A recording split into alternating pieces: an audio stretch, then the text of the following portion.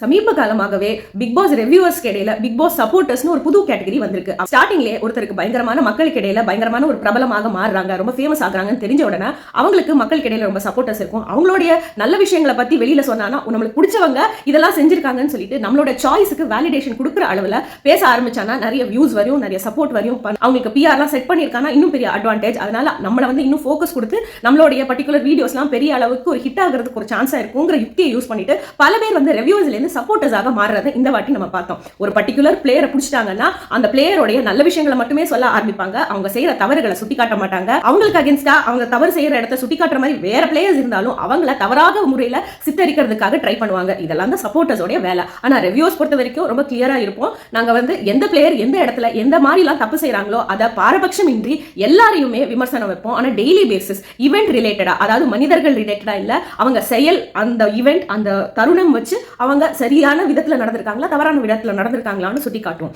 இந்த மாதிரி ப்ராசஸ்ல இருக்கிறனால தான் எங்களால ஒரு ஹோஸ்ட் வரைக்கும் எங்களால விமர்சிக்க முடியுது. பிக் பாஸ் நடத்துற நிறுவனம் என்னெல்லாம் விதத்துல யோசிக்கிறாங்கன்னு வரைக்கும் எங்களால அன்பயஸ்டா வந்து நின்று கிளாரிட்டி கொடுக்க முடியுதுன்னு நாங்க நம்புறோம். So this channel is a full on reviewer channel but it is not a supporter of any BB contestant. நடந்த நிகழ்வு BB வரலாறுலயே ரொம்ப குறிப்பிட்டு ரொம்ப இம்பார்ட்டன்ஸோட பார்க்க வேண்டிய நாளுன்னு சொன்னா உங்களுக்கு நம்ப முடியுமா? 2 சீட் இருக்கு, அதுல 8 பேரும் சண்டை போட்டுக்காங்கன்னு சொன்னாலே 8 பேர் பயங்கரமா சண்டை போடுவாங்க. இந்த 2 சீட்காக புதுசா வந்திருக்க 8 பேரும் சண்டை போடுவாங்க, ஏற்கனவே இருக்கிற 8 பேரும் சண்டை போடுவாங்க. சண்டைகளுக்கு குறைச்சல் இருக்காது, கண்டென்ட்டுக்கும் குறைச்சல் இருக்காதுன்னு நினைக்கும் போது இவங்களுடைய நாலேஜ் இவங்க மூளையை கம்பேர் பண்ற அளவுக்கு ஜாஸ்தியாக வேற ஒரு மூளை செயல்பட்டு இருக்கு. 500 பேர் கொண்ட குழு அப்படின்னு சொல்றாங்க இல்லையா? அந்த பிக் பாஸ் டீம் உடைய மூளை அவங்களுடைய ஸ்ட்ராட்டஜி என்னன்னு நம்ம தெரிஞ்சுக்கணும். ஏன்னா இவங்க விளையாட துவங்கிறதுக்கு முன்னாடி பிக் பாஸ் உடைய நோக்கம் என்ன, எதுக்காக இவங்க இதெல்லாம் செய்யறாங்க, எதுக்கு எக்ஸ் கண்டஸ்டன்ஸை உள்ள எடுத்துட்டு வந்துட்டு அவங்களுக்கும் ஒரு பவர் இருக்கு, அவங்களாலையும் ஃபைனலிஸ்டா ஆகிறதுக்கு ஒரு சான்ஸ் இருக்குன்னு அவங்களோட தலையை போட்டு குழப்பி அவங்கள உள்ள களத்துக்குள்ள சேர்த்து இறக்கி ஆட வைக்கிறாங்கன்னு வரைக்கும் நம்மள யோசிக்க வைக்குது. இதுக்கெல்லாம் விட தெரியணுமா? இந்த வீடியோ பார்த்துட்டே வாங்க. அதுக்கு முன்னாடி ஒரு லைக் போட்டுட்டு இந்த வீடியோவை பார்த்துட்டு வாங்க. நீங்க சௌமி மாமியை இன்னும் சப்ஸ்கிரைப் பண்ணலாம், கீழே இருக்கிற சப்ஸ்கிரைப் பட்டனை கிளிக் பண்ணிட்டு பாருங்க. ஆன் டெய்லி பேசிஸ் நான் வீடியோஸ் போட்டுட்டு இருக்கேன். என்னோட வீடியோஸ் உங்களுக்கு ரீச் ஆகிறதுக்கு இது உதவும். ஓகே, வீடியோக்குள்ள போலாமா? அதாவது அந்த 500 பேர் கொண்ட குழுவோடைய மூளை, அதாவது ஒன் ஃபுல் பிரெயின், அந்த வாய்ஸ் வருது இல்லையா, பிக் பாஸ் உடைய வாய்ஸ், அந்த பர்சனுடைய மூளைக்கு பின்னாடி பல மூளைகள் வேலை செய்யறது நம்ம தெரிஞ்ச நிதர்சன உண்மை. பவர் இருக்கிறத இவ்வளவு நாட்களாக இவ்வளவு சீசன்ஸாக நம்ம பார்த்துட்டு வரோம். அதோட பவரை நேத்திக்கு தான் பயங்கர லெவல்ல உணர்ந்தோன்னு கூட சொல்லலாம். இது போறதுக்கு முன்னாடி ஒரு சின்ன விஷயத்தை அட்ரஸ் ரொம்பவே இம்பார்ட்டண்டா பண்ணணும்னு நினைக்கிறேன். ஏன்னா இது ரயனை பொறுத்த வரைக்கும் உள்ள விஷயம். என்னதான் ரயன் வந்து TTF சூப்பரா விளையாடினாருன்னு சொன்னாலும் அதே டைம்ல ஒரு இம்பார்ட்டன்டான ஸ்டேட்மெண்ட்டும் வெளியிட்டாரு பிக் பாஸ் உடைய ஷோ பத்தியே. அதுவும் இந்த வாட்டி கொண்டுட்டு வந்திருக்க கண்டஸ்டன்ஸ்லாம் நிறையவே பயங்கரமா பேச்சாளர்களா இருக்காங்க. இவர் யாரெல்லாம் சொன்னாருன்னு நம்மளுக்கே தெரியும்.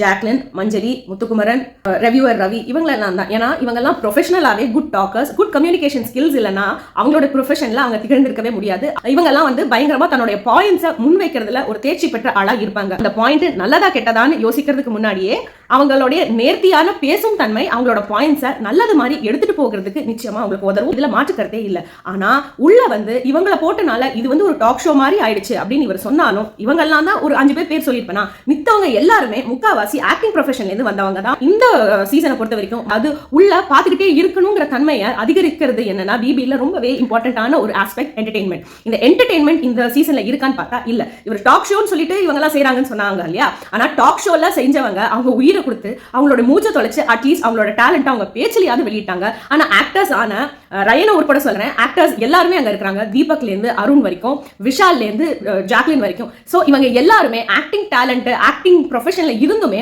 அவங்க ஆக்டிங் ரிலேட்டடா, என்டர்டெயின்மெண்ட் ரிலேட்டடா எந்த வகையான வியூவர்ஸ் என்கேஜ்மெண்ட் பண்ற அளவுக்கு ஒரு என்டர்டெயின்மெண்ட் கொடுக்கவே இல்லை.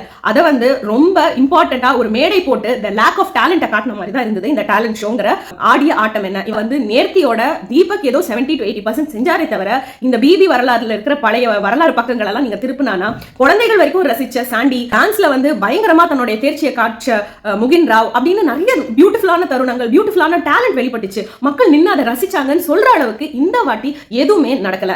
எங்குமே எஸ்டிஆர் மாதிரி தெரியாத ரயனை பார்த்தோம். எல்லாராலையும் விஜய் சேதுபதி சார் மாதிரி மிமிக்ரி பண்ண முடியாது. அதை எடுத்து ஒழுங்கா வந்து டெலிவர் பண்ற அளவுக்கு டேலண்ட் வந்து விஷாலுக்கு இருந்தோம். விஜய் சார் மாதிரி தன்னை காமிச்சிக்கிறதுக்கு ஒரு தருணத்துல கூட ஒரு முன் வரலையே, ஒரு சின்சியரிட்டி இல்லையேன்னு தான் நம்மளுக்கு தோணுச்சு. மெயின் மேட்டருக்கு வரலாம். பிக் பாஸ் என்ன ஒரு தோணல்ல இந்த 8 பேரும் உள்ள கொண்டுட்டு வந்தாங்க.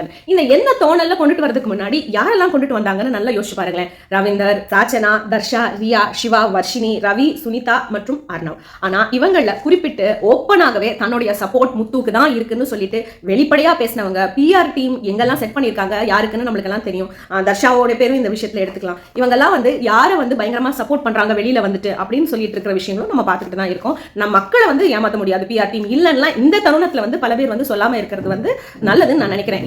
வெளியிலேருந்து வந்தவங்க பிஆர் டீம்ஸ்ல பேசுறாங்க, இன்டர்வியூஸ் கொடுக்குறாங்க, தன்னுடைய சப்போர்ட்டை வந்து எந்த பிஆர் டீம் ட்ரிவன் கண்டென்ட் இருக்காங்களோ அவங்களுக்கான ஆதரவை கொடுத்துட்டு தான் இருந்திருக்காங்க. சில பேர் இதுல ஆதரவு மட்டும் இல்ல, இந்த பிஆர் டீம்ல சேர்த்து நானுமே இருக்கேன்னு தன்னை பெருமையா வரைக்கும் சொல்லிக்கிறாங்க. ஸோ வெளியிலேயே அப்படி பார்ஷியாலிட்டி காட்டுற சில பேரை எதுக்கு உள்ள கொண்டுட்டு வரணும் பிபின்னு எனக்கே ஃபர்ஸ்ட் தோணுச்சு. ஆனா இதுல தான் இருக்கு ட்விஸ்ட். உள்ள விளையாடிட்டு இருக்கிற சில பேருக்கு வெளியில இருந்து ஆதரவு கொடுக்குறவங்க உள்ள வந்துட்டும் ஆதரவு கொடுக்கணும்னு நினைக்கிறது தானே பேசிக் நேச்சர் இருக்கும். ஆனா இவங்க நேச்சரையே மாத்திர அளவுக்கு ஒரு ட்விஸ்ட் வச்சாரு பிக் பாஸ். இங்க நீங்களும் கண்டஸ்டன்ஸ் உள்ள இருக்கிறவங்க உங்களை எதிரி மாதிரி நீங்க பார்க்கணும்னு சொன்னா நிச்சயமா இவங்க சப்போர்ட்டை ஓப்பனா கொடுக்க மாட்டாங்கன்னு தவறான இடை போட்டுட்டாங்க Bigg Boss team. Harsha Gupta ஓப்பனா சௌந்தர்யா கிட்ட வந்துட்டு உனக்கு என்ன அளவுக்கு எல்லாம் வந்து பேண்ட்வித் இருக்கு, மக்கள் கிட்ட எவ்வளவு ஆதரவு இருக்கு, எவ்வளவு ஃபேன்ஸ் உண்டாயிருக்காங்க, எவ்வளவு ஓட்ஸ் கிடைக்குதுன்னு சொல்லிட்டு உண்மைகளை போட்டு உடச்சு வெளியில சொல்லியிருப்பாங்க. முத்துவோட சப்போர்ட்டர்ஸான ரவி, சாச்சனா, ரியா, சிவா, வர்ஷினி இவங்க எல்லாருமே முத்து கிட்ட எந்த அளவுக்கு கரெக்டா கேம் விளையாடுறாரு, அவருடைய ஆதரவு மக்கள் கிடையில எந்த அளவுக்கு இருக்கு, என்ன தவறுகள்லாம் வந்து செய்யறாருங்கிற வரைக்கும் சுட்டி காட்டினாங்க. இங்க ரியாலாம் வேற லெவல்ல வந்து பயங்கரமான இன்ஃபர்மேஷனை ஓவர் ஃப்ளோவா கொடுத்ததை நம்ம பார்த்தோம். எல்லாருக்குமே வந்து ரியா வந்து வெளியில போகும்போது அவங்களை பயங்கர கவர்னர் செய்யும் போது சௌந்தர்யானா அவங்க வந்து பாசிஃபை பண்ணி கவலைப்படாத, தப்பு நடந்தா கூட தப்பா நினைக்காத, கார்னடா நினைக்காத, சில சமயம் எனக்கும் கூட தோணும்னு சொல்லிட்டு ஜெனுவினா இருந்த சௌந்தர்யாக்கு அகேன்ஸ்டா இந்த டீம் ஒர்க் ஆகுது முத்துவோட டீம். நான் வெளியில இருக்கிற இந்த டீம்ஸ் பத்திலாம் சொல்றேன். இதை நம்ம வந்து as an observer தானே பார்த்துட்டு இருக்கோம். நம்ம will just quote the facts. உள்ள வந்துட்டும் இவங்க வந்து ஏன்னா பெரிய லெவல்ல இன்டர்வியூஸ்ல எல்லாம் வந்து முத்துவை சப்போர்ட் பண்ற மாதிரி ரியா வந்து பெரியசா பேசல. அர்ச்சனாவை கம்பேர் பண்றதுக்கோ இல்ல வர்ஷினியை கம்பேர் பண்றதுக்கோ இல்ல ரவியை கம்பேர் பண்றதுக்கோ, பட் உள்ள வந்துட்டு பயங்கரமா முத்துவுக்கு வந்து இந்த அளவுக்கு ஆதரவு கொடுக்குறேன்னு ஓப்பனா சொன்னதை பார்த்தா நம்மளுக்கே ஷாக்கிங்கா இருந்துச்சு. இங்க முத்துவோட மிஸ்டேக்ஸ் வரைக்கும் சுட்டி காமிச்சு இன்னும் 2 வாரம் தான் இருக்கு, நீங்க சும்மா இருந்தாலே நீங்க வின் பண்ணிடலாம்னு சொன்ன யுக்திகள்லாம் வந்து ஏற்கும் வகையா இல்ல. இப்போ ஒருத்தர் வந்து முத்து வந்து தவறான முறையில வின் பண்றாருன்னே வச்சுக்கோமே, ஒரு பிரெயின் வாஷ் பண்ணி தான் வின் பண்ணணும்னு அவர் நினைக்கிறாரு. அதே நேரத்துல தன்னோட டாமினன்ஸை காட்டி ஒரு அலையன்ஸ் பண்ணி தான் வின் பண்ணணும்னு நினைச்சிட்டு இருக்கிற அவரோட மனப்பான்மையை காமிச்சே அவர் வந்து அந்த கேம் ஷோ வின் பண்ணணும். அதுதான் உண்மையான கேம், அதுதான் உண்மையா அவரை காட்டுற தன்மை. இப்போ வெளியில இருந்து நீ செய்யற விஷயம் சரியான முறையில மக்களை போய் சேரல, நீ இந்த விஷயத்துல தான் தப்பு செஞ்சேன்னு நம்மள வந்து அந்த ஆளை சுட்டி காமிச்சிட்டா முத்து தன்னுடைய பேசிக் நேச்சரை மாத்திக்க தானே ட்ரை பண்ணுவாரு. இப்போ பிக் பாஸ்லயே மக்கள் ரொம்ப எக்ஸ்பெக்ட் பண்றது என்ன, தானா இருந்து காட்டணும் அப்படின்னு சொல்லிட்டு தானே. சோ மக்களுக்கு இடையில தனக்கு வந்து ஒரு ரீச் தவறான முறையில போகுதுன்னு தெரிஞ்சுக்கிட்டானா வெளியில கொடுக்குற இன்ஃபர்மேஷனை வச்சு தன்னை மாத்திக்கிறதுக்கு முத்து ட்ரை பண்ண மாட்டாரு. இதுக்கு பதிலா ஒரு 2 நாளைக்கு முத்து கிட்ட அவர் போனை கொடுத்து இன்ஸ்டாகிராம் அக்கௌண்ட் ஓபன் பண்ணி நீ என்னெல்லாம் நடக்குதுங்கிறத பாருன்னு சொன்ன மாதிரி இருந்தது. ஆனா அதுக்கு பதிலா ரியா வம்ச மாதிரியும் இருந்தது. இதை ஒரு நாள் கழிச்சு அதுக்கப்புறம் ரியா அவங்க எல்லாம் சேர்த்து கூப்பிட்டு வச்சு நீங்க எல்லாம் வெளியில இன்ஃபர்மேஷனை சொல்லாதீங்கன்னு சொல்லி அவங்க இன்னும் உள்ளதான் வச்சிருக்காங்க. ஆனா அவங்க அதை சட்டலா தான் செய்வாங்க. ஆனா பெரிய லெவல்ல ஓப்பனா இதை செய்ய ஏன் பிக் பாஸ் விட்டாருன்னு எனக்கு புரியல. இது ஆக்சுவலா முத்துக்கே தவறாக போய் சேரலாம்.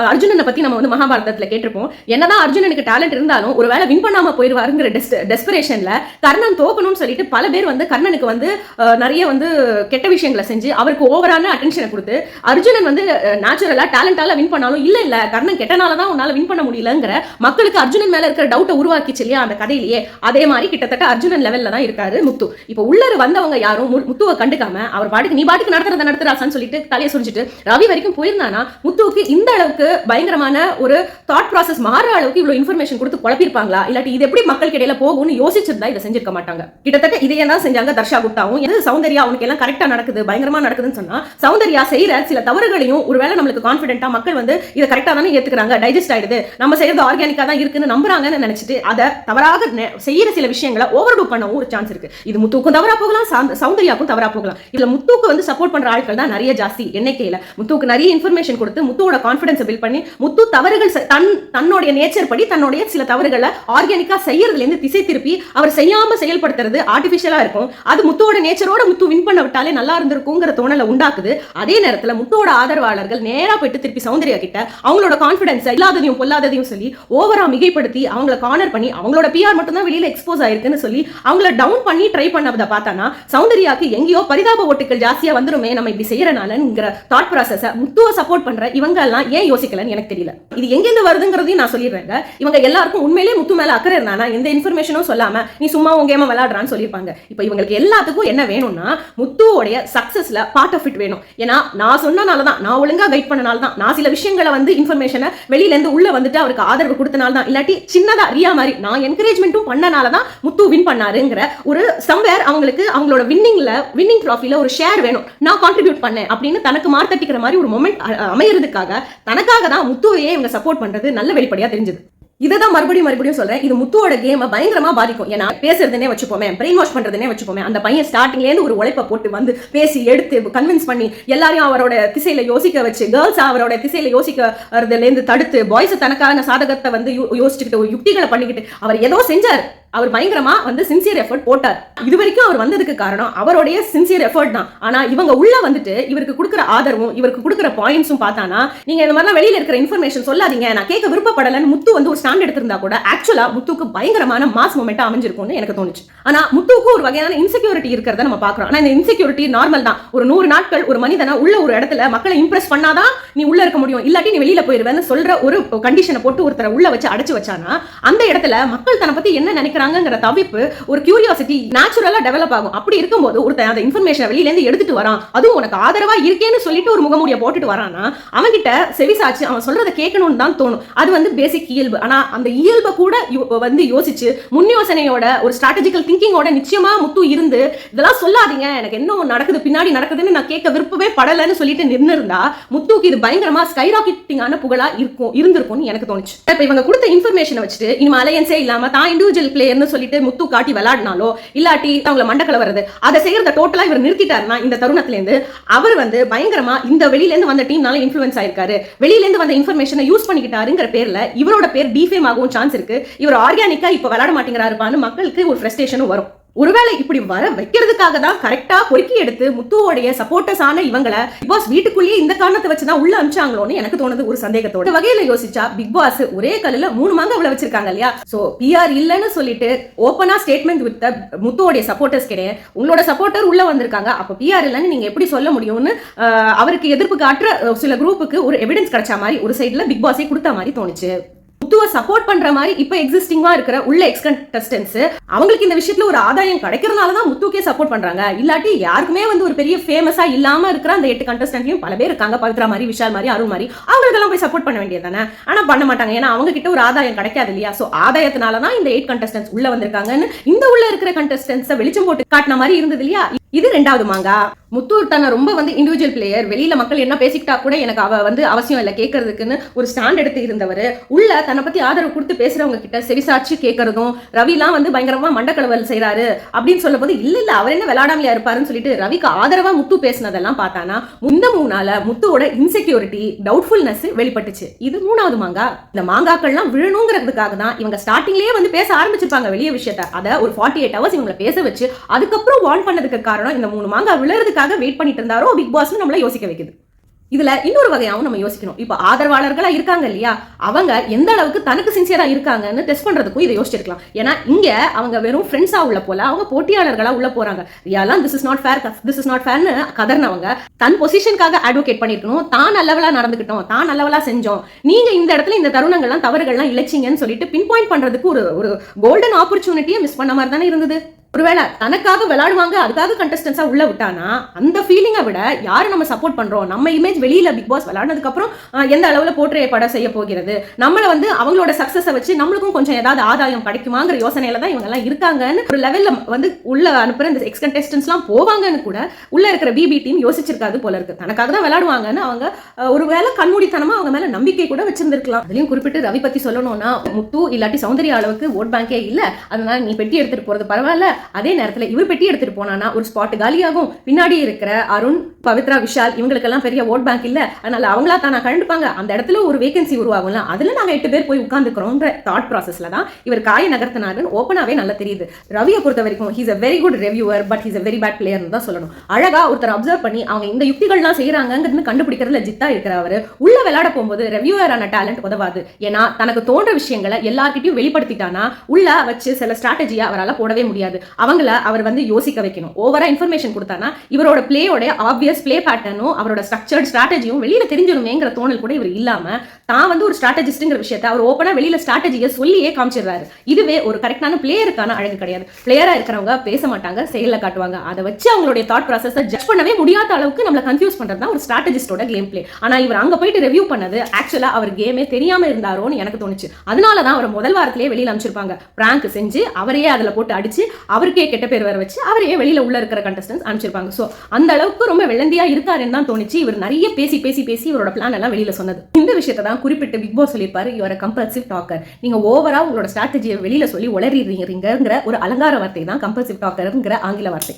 இவர் தவறு செஞ்சுக்கிட்டும் அதை தவறு செய்யாத மாதிரி பல பொய்கள் சொன்னதுல ரொம்ப ஹைலைட்டட் பண்ண பாயிண்ட்ஸ் என்னன்னா, இதெல்லாம் ஜெனரிக்கான மக்களுக்கு இடையில உலவர சில விஷயங்கள் தானே, ஒப்பீனியன்ஸ் தானே நான் சொன்னேன் பிக் பாஸ்னு. ஆனா இவர் சொன்னது எல்லாமே ஃபேக்ட்ஸ், அதாவது உண்மைகள். உண்மைக்கும் கருத்துக்கும் பல வித்தியாசம் இருக்கு. ஒரு கருத்துங்கிறது உண்மையை வச்சு டெவலப் ஆகிறது இல்ல. ஆனா உண்மையை வச்சு ஒரு கருத்து டெவலப் பண்ணா அது ஸ்ட்ராங்கான கருத்தா இருக்கும். ஆனா தனக்கு தோன்ற விஷயம் மக்களுக்கும் தோணி ஒருத்தர் இன்ஃப்ளூயன்ஸ் பண்ணணும்னு நினைக்கிறவங்க உண்மையை ஃபவுண்டேஷனா வச்சு அந்த கருத்தை டெவலப் பண்ண மாட்டாங்க. அந்த மாதிரி ஒரு ஸ்ட்ராங்கா உண்மைகளை வச்சு நம்ம மற்றவங்களுடைய கருத்தை மாற்றணும்னு நினைக்கிறவங்க தான் வெளியில இருக்கிற ஓட்டிங் பேங்க், வெளியில இருக்கிற ப்ரமோஷன், வெளியில மக்களுக்கு இருக்கிற செல்வாக்கு, அவங்களுடைய தாட் ப்ராசஸ் எல்லாமே வந்து புட்டு புட்டா ரயன் கிட்ட சொல்லி வந்து அவரோட ஃபேக்ட்ஸை வச்சு ரயனோடைய ஒப்பீனியனா மாத்த ட்ரை பண்ணாரு. கரெக்டா சுட்டி காட்டி இருக்க லைன்ஸ் பிபி என்ன சொல்றாருன்னா, உங்க ஒப்பீனியன் 0% உதவும், ஏன்னா அது உங்க ஒப்பீனியன். நீங்க உள்ள வந்ததுக்கு அப்புறம் உங்க ஒப்பீனியன் என்ன, மக்களுடைய ஒப்பீனியன் மாறக்கூட செய்யலாம். அப்போ உங்க ஒப்பீனியன் 0%க்கு அதுக்கு வேல்யூ இருக்கு. ஆனா நீங்க இந்த ஒப்பீனியனை கொண்டு போய் கண்டஸ்டன்ஸ் கிட்ட சொன்னா அவங்க மனசு இன்ஃப்ளூயன்ஸ் ஆகும், அவங்க மனசு பாதிப்படையும், அவங்களுக்கு செல்ஃப் கான்ஃபிடன்ஸ் போகும். அதனால அவங்க கேம் 100% டிஸ்டர்ப் ஆகும்னு சொன்னது அந்த நெத்தி அடிக்கிற கேள்வி மாதிரி தான் இருக்கு. கண்டஸ்டன்ஸை விடுங்க, எல்லாத்தையும் விடுங்க, ஆனா அந்த கேமை பயங்கரமா சின்சியரா கவனிச்சுட்டு வர மக்களுக்கு இந்த கேமோட இன்டெகிரிட்டி, இந்த கேமோட ஜெனுவினிட்டியை குலைக்கிற மாதிரி ஆயிடுச்சு இந்த உள்ள கூட்டிட்டு வந்த 8 கண்டஸ்டன்ஸ்.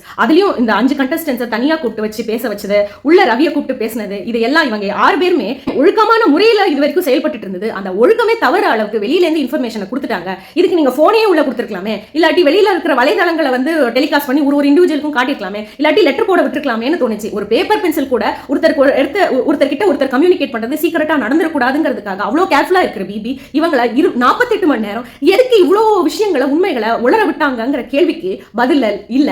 நம்மளால கான்டெம்ப்ளேட் மட்டும் தான் பண்ண முடியும். இதுவா இருக்குமோ அதுவா இருக்குமோன்ட்டு. எதுவா இருக்குமோன்னு நீங்களும் சொல்லுங்க, எனக்கும் தெரிஞ்சுக்கணும் எதுவா இருக்கும். 8 பேர்கிட்டயும் போய் உட்கார்ந்து ஏற்கனவே இருக்கிற இந்த 8 கண்டஸ்டன்ஸும் உட்கார்ந்து பேசுறது டோட்டல் வேஸ்ட். இருக்கிற 8 கண்டஸ்டன்ஸ் நினைச்சுக்கிறாங்க வெளியில இருந்து எடுத்துட்டு வர இன்ஃபர்மேஷன் ஒரு பெரிய வேல்யூபிள் இன்ஃபர்மேஷன். ஆனா உள்ள இருக்கிறவங்க தாட் ப்ராசஸ் மறந்துருச்சு. ஏன்னா மக்களால தூக்கி வெளியே வீசப்பட்ட கண்டஸ்டன்ஸ் எனக்கு உன்னை பிடிக்கலன்னு சொல்லி வெளியேற்றினவங்க, எனக்கு உன்னை பிடிச்சிருக்குன்னு சொல்லி ஓட்டு போட்டு உள்ள வச்சிருக்க ஆட்களுக்கு எனக்கு உன்னை பிடிக்கலடான்னு சொல்லி வெளியில மக்களால் அனுப்பப்பட்டவங்க மேல எதுக்கு இவ்வளவு ஆதரவு, இம்பார்ட்டன்ஸ், பயம் வரைக்கும் கிரியேட் ஆகுதுன்னு தெரியல. இல்ல தீபக் சொன்னதை மட்டும் நான் பெருசா வந்து பாராட்டுவேன். இவங்க எல்லாம் மண்டகள ஆரம்பிக்கிறாங்களே, ஏன் நம்மளும் நம்ம கேம் ஆரம்பிக்க கூடாதுன்னு சொல்லிட்டு ஆரம்பிச்சிருப்பாரு தீபக். இவ்வளவு நாள் நீங்க வெளியில இருக்கிற இன்ஃபர்மேஷன் வச்சு எங்களை எல்லாம் இன்டிமிடேட் பண்றீங்களே, எங்களுடைய கெத்தே நாங்க தனித்துவத்தோட பயங்கரமா கண்டென்ட் கொடுத்தோம், அதனால தான் இவ்வளவு நாள் இருக்கும். நீங்க உள்ள வந்ததுல இருந்து பின்னாடி உட்கார்ந்து தனித்தனியா போயிட்டு வெளியில நடக்கிற விஷயத்தை வச்சு இவங்க எல்லாம் மண்ட கழுவுறது மட்டும் தானே செய்றீங்க. கண்டென்ட் கொடுங்கடா அப்படின்னு கேட்டதை பார்த்தா மாசா தான் எனக்கு தோணுச்சு. ஆனா இதை திமிருன்னு இவங்க எல்லாம் பேசிப்பாங்க. ஏன்னா இவங்க பாட்டம் 8 கண்டஸ்டன்ஸ் தானே, வெளியில இருக்க விஷயங்கள்ல உள்ள இருக்கிற ஆட்களுக்குள்ள குறைய மட்டும் எடுத்து வெளியில பேசணும்னு நினைச்சு நம்ம வின் பண்ணணும்னு நினைச்சவங்க தானே. சோ தீபக்குடைய குறைகள்லாம் சில இடங்கள் எல்லாம் கேட்டுட்டு வந்துட்டு அதை சொன்னானா தீபக் வீக் ஆயிடுவாருன்னு இவங்க தப்பா இட போட்டுட்டாங்க. இந்த கேம் கெட்டு போயிருச்சா, இந்த கேமோட இன்டெகிரிட்டி ஸ்பாயில் ஆயிடுச்சா, உள்ள இவங்களை எதுக்கு கூட்டிட்டு வந்திருக்கணும், இது மாதிரி பல கேள்விகள் உங்களுக்கு இருக்கும். உங்க கேள்விகள், உங்க டவுட்ஸ், உங்க ஒப்பீனியன், சந்தேகங்கள், இதை எல்லாத்தையும் விட்டு வச்சு உங்க மனசுலயே வைக்காதீங்க. கீழே இருக்கிற கமெண்ட் செக்ஷன்ல பதிவிடுங்க. I am very much looking forward to listen to all your comments. இந்த வீடியோ பிடிச்சா லைக் பண்ணுங்க, சௌமி மாமி சேனலை சப்ஸ்கிரைப் பண்ண மறந்துடாதீங்க. உங்க ஃப்ரெண்ட்ஸ் அண்ட் ஃபேமிலிக்கு இந்த வீடியோவை ஷேர் பண்ணுங்க. So till I meet you in the next video, it's bye from Saumi Mami guys. Bye.